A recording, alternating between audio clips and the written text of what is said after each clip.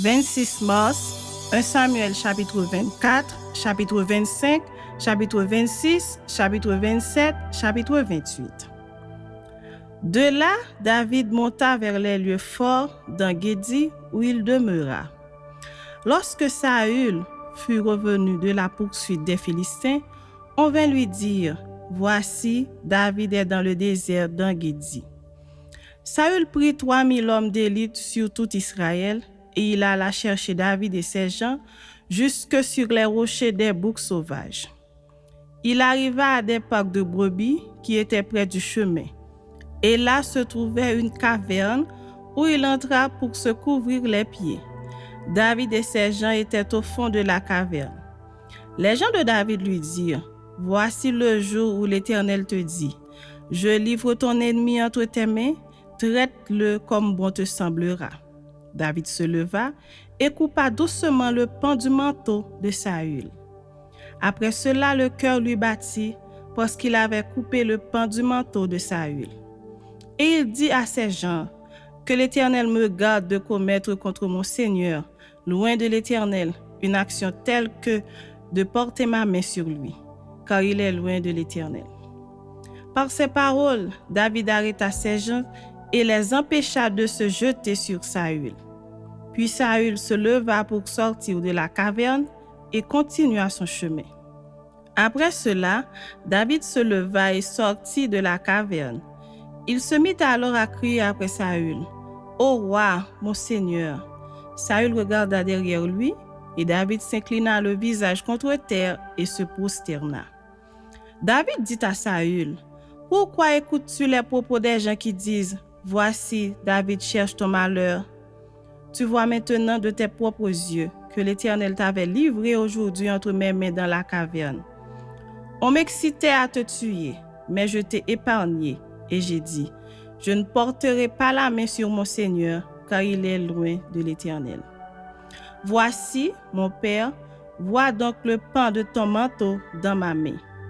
Puisque j'ai coupé le pan de ton manteau et que je ne t'ai pas tué, sache et reconnais qu'il n'y a dans ma conduite ni méchanceté ni révolte et que je n'ai point péché contre toi. Et toi, tu me dresses des embûches pour m'ôter la vie. L'Éternel sera juge entre moi et toi, et l'Éternel me vengera de toi. Mais je ne porterai point la main sur toi. Des méchants vient la méchanceté, dit l'ancien proverbe. Aussi je ne porterai point la main sur toi. Contre qui le roi d'Israël s'est-il mis en marche? Qui poursuis-tu? Un chien mort? Une puce? L'Éternel jugera et prononcera entre moi et toi. Il regardera, il défendra ma cause. Il me rendra justice en me délivrant de ta main.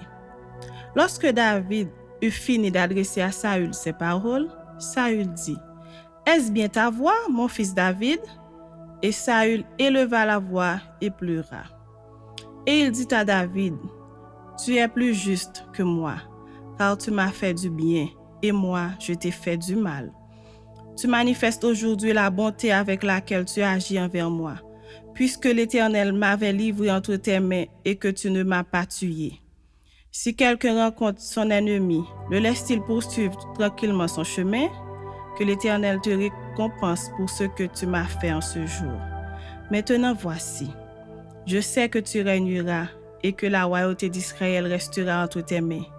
Jure-moi donc par l'Éternel que tu ne détruiras pas ma postérité après moi et que tu ne retrancheras pas mon nom de la maison de mon père. » David le jura à Saül, puis Saül s'en alla dans sa maison et David et ses gens montèrent au lieu fort. Chapitre 25.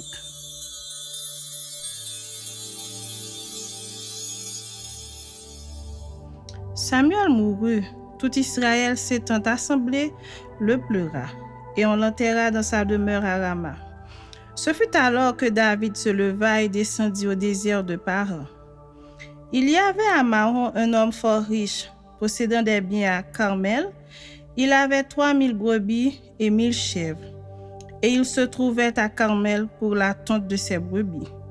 Le nom de cet homme était Nabal, et sa femme s'appelait Abigail. C'était une femme de bon sens et de belle de figure.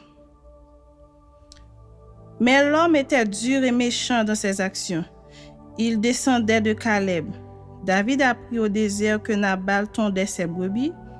Il envoya vers lui 10 jeunes gens, auxquels il dit, « Montez à Carmel et allez auprès de Nabal. Vous le saluerez en mon nom, et vous lui parlerez ainsi. Pour la vie soit en paix, et que la paix soit avec ta maison et tout ce qui t'appartient. Et maintenant j'ai appris que tu as les tondeurs. Or tes bergers ont été avec nous. Nous ne leur avons fait aucun outrage, et rien ne leur a été enlevé pendant tout le temps qu'ils ont été à Carmel. Demande-le à tes serviteurs, et ils te le diront. Que ces jeunes gens trouvent donc grâce à tes yeux, puisque nous venons dans un jour de joie. Donne donc, je te prie, à tes serviteurs et à ton fils David, ce qui se trouvera sous ta main. » Lorsque les gens de David furent arrivés, ils répétèrent à Nabal toutes ces paroles au nom de David. Puis ils se turent. Nabal répondit aux serviteurs de David, « Qui est David et qui est le fils d'Isaïe? Il y a aujourd'hui beaucoup de serviteurs qui s'échappent d'auprès de leur maître. Et je prendrai mon pain, mon eau et mon bétail que j'ai tué pour mes tondeurs, et je les donnerai à des gens qui sont je ne sais d'où. » Les gens de David rebroussèrent chemin, ils s'en retournèrent et redirent à leur arrivée toutes ces paroles à David. Alors David dit à ses gens, « Que chacun de vous serre son épée. » Et ils ceignirent chacun leur épée. David aussi ceignit son épée, et environ 400 hommes montèrent à sa suite. Il en resta 200 près des bagages. Un des serviteurs de Nabal vint dire à Abigail, femme de Nabal, « Voici David a envoyé du désert des messagers pour saluer notre maître, qui les a rudoyés. Et pourtant ces gens ont été très bons pour nous. Ils ne nous ont fait aucun outrage, et rien ne nous a été enlevé tout le temps que nous avons été avec eux lorsque nous étions dans les champs. Ils nous ont nuit et jour servi de muraille, et tout le temps que nous avons été avec eux, faisant paître les troupeaux. Sache maintenant et vois ce que tu as à faire, car la perte de notre maître et de toute sa maison est résolue, et il est si méchant qu'on ose lui parler. » Abigail prit aussitôt 200 pains, 2 outres de vin, 5 pièces de bétail apprêtées, 5 mesures de grains rôtis, 100 masses de raisins secs et 200 de figures sèches. Il les mit sur des ânes, et elle dit à ses serviteurs, « Passez devant moi, je vais vous suivre. » Elle ne dit rien à Nabal, son mari.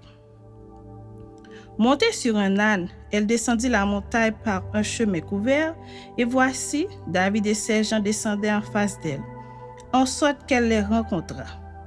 David avait dit, « C'est bien en vain que j'ai gardé tout ce que cet homme a dans le désert, et que rien n'a été enlevé de tout ce qu'il possède. Il m'a rendu le mal pour le bien.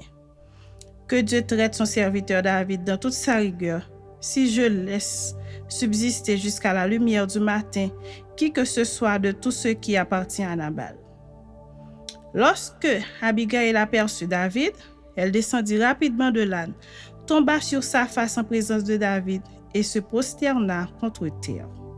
Puis, se jetant à ses pieds, elle dit, « À moi la faute, mon Seigneur. Permets à ta servante de parler à tes oreilles et écoute les paroles de ta servante. Que mon Seigneur ne prenne pas garde à ce méchant homme, à Nabal, car il est comme son nom, Nabal est son nom. Et il y a chez lui de la folie. Et moi, ta servante, je n'ai pas vu les gens que mon Seigneur a envoyés. Maintenant, mon Seigneur, aussi vrai que l'Éternel est vivant et que ton âme est vivante, c'est l'Éternel qui t'a empêché de répandre le sang et qui a retenu ta main. Que tes ennemis, que ceux qui veulent du mal à mon Seigneur, soient comme Nabal. Accepte ce présent que ta servante apporte à mon Seigneur et qu'il soit distribué aux gens qui marchent à la suite de mon Seigneur. Pardonne, je te prie, la faute de ta servante, car l'Éternel fera à mon Seigneur une maison stable. Pardonne, car mon Seigneur soutient les guerres de l'Éternel et la méchanceté ne se trouvera jamais en toi. S'il s'élève quelqu'un qui te poursuive et qui en veuille à ta vie, l'âme de mon Seigneur sera liée dans le faisceau des vivants auprès de l'Éternel, ton Dieu, et il lancera du creux de la fonde l'âme de tes ennemis. Lorsque l'Éternel aura fait à mon Seigneur tout le bien qu'il t'a annoncé et qu'il t'aura établi chef sur Israël, mon Seigneur n'aura ni remords ni souffrance de cœur pour avoir répandu le sang inutilement et pour s'être vengé lui-même. Et lorsque l'Éternel aura fait du bien à mon Seigneur, souviens-toi de ta servante. David dit à Abigail, « Béni soit l'Éternel, le Dieu d'Israël, qui t'a envoyé aujourd'hui à ma rencontre. Béni soit ton bon sens et béni sois-tu, toi qui m'as empêché en ce jour de répandre le sang et qui as retenu ma main. Mais l'Éternel, le Dieu d'Israël, qui m'a empêché de te faire du mal est vivant. Si tu ne t'étais hâté de venir au-devant de moi, il ne serait resté qui que ce soit à Nabal d'ici à la lumière du matin. » Et David prit de la main d'Abigail ce qu'elle lui avait apporté et lui dit, « Monte en paix dans ta maison. Vois, j'ai écouté ta voix et je t'ai favorablement accueilli. » Abigail arriva auprès de Nabal et voici, il faisait de sa maison un festin comme un festin de roi. Il avait le cœur joyeux et il était complètement dans l'ivresse. Elle ne lui dit aucune chose, petite ou grande, jusqu'à la lumière du matin. Mais le matin, l'ivresse de Nabal s'étant dissipée, sa femme lui raconta ce qui s'était passé. Le cœur de Nabal reçut un coup mortel et devint comme une pierre. Environ 10 jours après, l'Éternel frappa Nabal et il mourut. David apprit que Nabal était mort et il dit, « Béni soit l'Éternel qui a défendu ma cause dans l'outrage que m'a fait Nabal et qui a empêché son serviteur de faire le mal. L'Éternel a fait retomber la méchanceté de Nabal sur sa tête. » David envoya proposer à Abigail de devenir sa femme. Les serviteurs de David arrivèrent chez Abigail à Carmel et lui parlèrent ainsi. « David nous a envoyés vers toi afin de te prendre pour sa femme. » Elle se leva, se prosterna le visage contre terre et dit, « Voici, ta servante sera une esclave pour laver les pieds des serviteurs de mon Seigneur. » Et aussitôt Abigail partit, montée sur un âne et accompagnée de 5 jeunes filles. Elle suivit les messagers de David et elle devint sa femme. David avait aussi pris Achinoam de Jizréel et toutes les deux furent ses femmes. Et Saül avait donné sa fille Michal, femme de David, à Palti de Galim, fils de Laïch. Chapitre 26.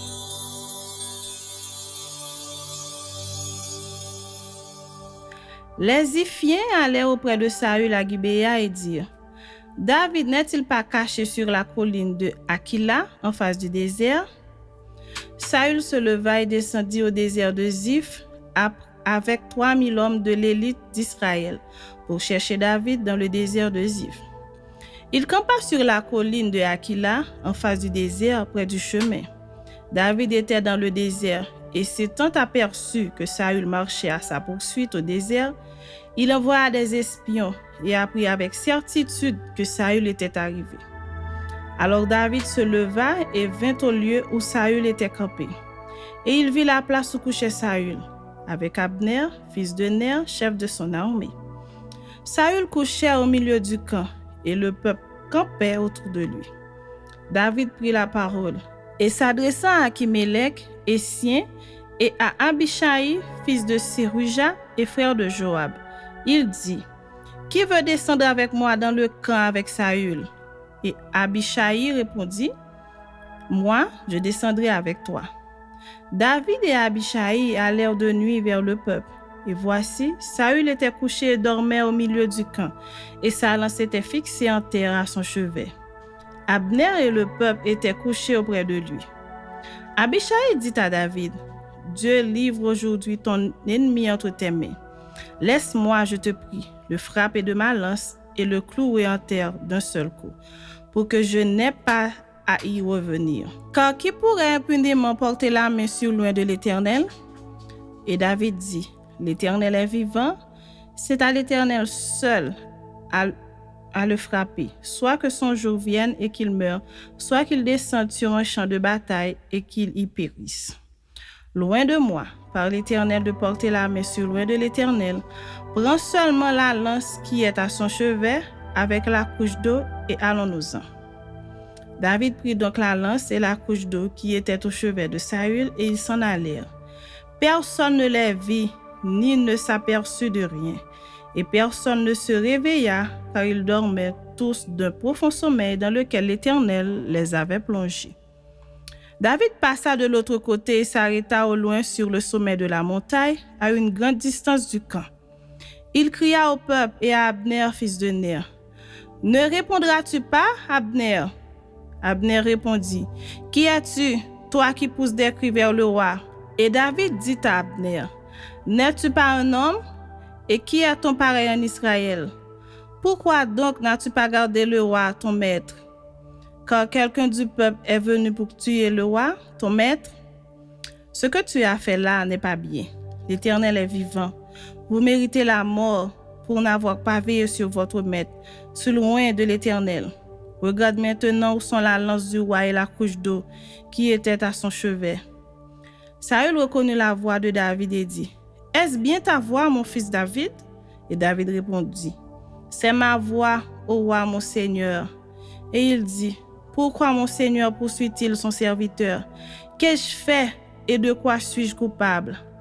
Que le roi, mon Seigneur, daigne maintenant écouter les paroles de son serviteur. Si c'est l'Éternel qui t'excite contre moi, qu'il a agréé le parfum d'une offrande. Mais si ce sont des hommes, qu'ils soient maudits devant l'Éternel. Puisqu'ils me chassent aujourd'hui pour me détacher de l'héritage de l'Éternel et qu'ils me disent, va servir des dieux étrangers. Oh, que mon sang ne tombe pas en terre, loin de la face de l'Éternel. Car le roi d'Israël s'est mis en marche pour chercher une puce, comme on chasserait une perdrix dans les montagnes. Saül dit, j'ai péché, reviens, mon fils David, car je ne te ferai plus de mal, puisqu'en ce jour ma vie a été précieuse à tes yeux. J'ai agi comme un insensé et j'ai fait une grande faute. David répondit, voici la lance du roi, que l'un de tes gens vienne la prendre. L'Éternel rendra à chacun selon sa justice et sa fidélité. Car l'Éternel t'avait livré aujourd'hui entre mes mains, je n'ai pas voulu porter la main sur loin de l'Éternel. Et comme aujourd'hui ta vie a été d'un grand prix à mes yeux, ainsi ma vie sera d'un grand prix aux yeux de l'Éternel, et il me délivrera de toute angoisse. Saül dit à David, sois béni, mon fils David, tu réussiras dans tes entreprises. David continua son chemin et Saül retourna chez lui. Chapitre 27.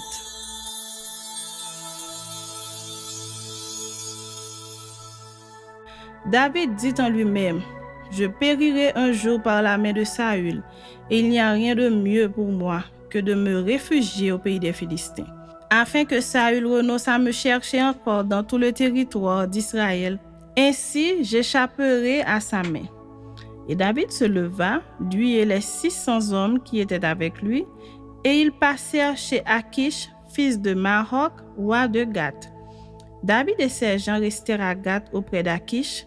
Ils avaient chacun leur famille, et David avait ses 2 femmes, Akinoam de Jizréel et Abigail de Carmel, femme de Nabal. Saül, informé que David s'était enfui à Gath, cessa de le chercher. David dit à Achish, si j'ai trouvé grâce à tes yeux, qu'on me donne dans l'une des villes du pays un lieu où je puisse demeurer, car pourquoi ton serviteur habiterait-il avec toi dans la ville royale? Et ce même jour, Achish lui donna Siklag. C'est pourquoi Siklag a appartenu au roi de Juda jusqu'à ce jour.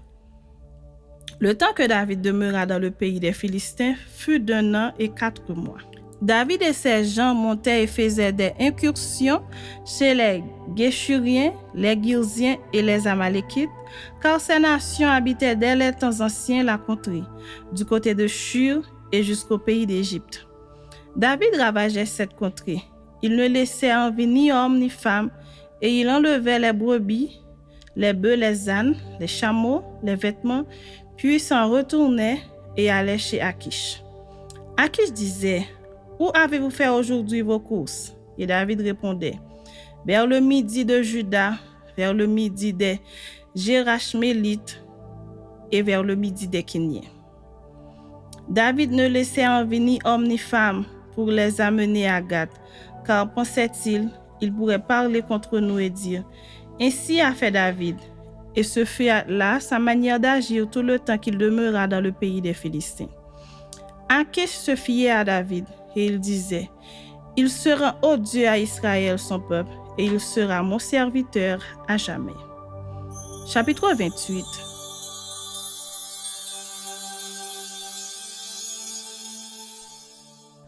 En ce temps-là, les Philistins rassemblèrent leurs troupes et formèrent une armée pour faire la guerre à Israël.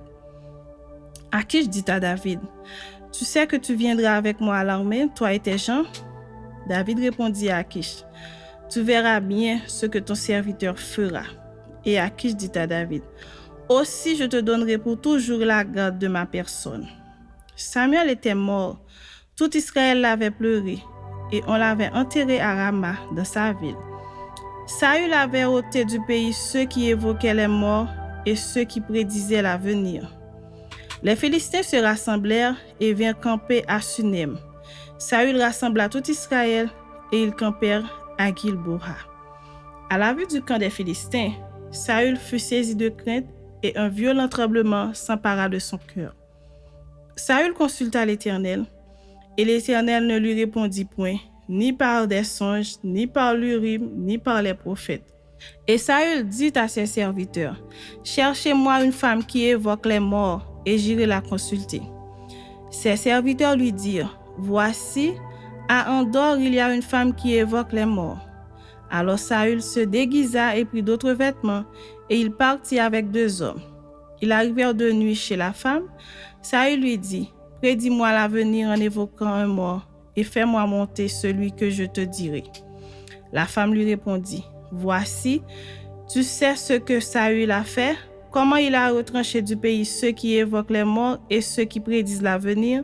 Pourquoi donc tends-tu un piège à ma vie pour me faire mourir? » Saül lui jura par l'Éternel en disant, « L'Éternel est vivant, il ne t'arrivera point de mal pour cela. » La femme dit, « Qui veux-tu que je te fasse monter? » Et il répondit, « Fais-moi monter Samuel. » Lorsque la femme vit Samuel, elle poussa un grand cri et elle dit à Saül, « Pourquoi m'as-tu trompé?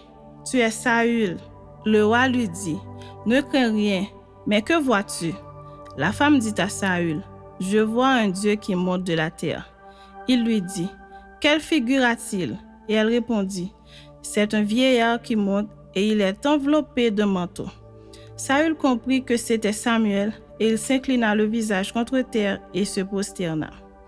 Samuel dit à Saül, « Pourquoi m'as-tu troublé en me faisant monter? » Saül répondit, « Je suis dans une grande détresse. Les Philistins me font la guerre et Dieu s'est retiré de moi. Il ne m'a répondu ni par les prophètes ni par des songes. Et je t'ai appelé pour que tu me fasses connaître ce que je dois faire. » Samuel dit, « Pourquoi donc me consultes-tu, puisque l'Éternel s'est retiré de toi et qu'il est devenu ton ennemi? L'Éternel te traite comme je te l'avais annoncé de sa part. L'Éternel a déchiré la royauté d'entre tes mains et l'a donnée à un autre, à David. Tu n'as point obéi à la voix de l'Éternel, et tu n'as point fait sentir à Amalek l'ardeur de sa colère. Voilà pourquoi l'Éternel te traite aujourd'hui de cette manière. Et même l'Éternel livrera Israël avec toi entre les mains des Philistins. Demain, toi et tes fils, vous serez avec moi, et l'Éternel livrera le camp d'Israël entre les mains des Philistins. » Aussitôt Saül tomba à terre de toute sa hauteur, et les paroles de Samuel le remplirent d'effroi. De plus, il manquait de force, car il n'avait pris aucune nourriture de tout le jour et de toute la nuit. La femme vint auprès de Saül, et le voyant très effrayé, elle lui dit, « Voici, ta servante a écouté ta voix. J'ai exposé ma vie en obéissant aux paroles que tu m'as dites. Écoute maintenant, toi aussi, la voix de ta servante, et laisse-moi t'offrir un morceau de pain, afin que tu manges pour avoir la force de te mettre en route. » Mais il refusa et dit, « Je ne mangerai point. » Ses serviteurs et la femme aussi le pressèrent, et il se rendit à leurs instances. Il se leva de terre et s'assit sur le lit. La femme avait chez elle un veau gras qu'elle se hâta de tuer, et elle prit de la farine, la pétrit, et en cuisit des pains sans levain. Elle les mit devant Saül et devant ses serviteurs, et ils mangèrent. Puis, s'étant levés, ils partirent la nuit même.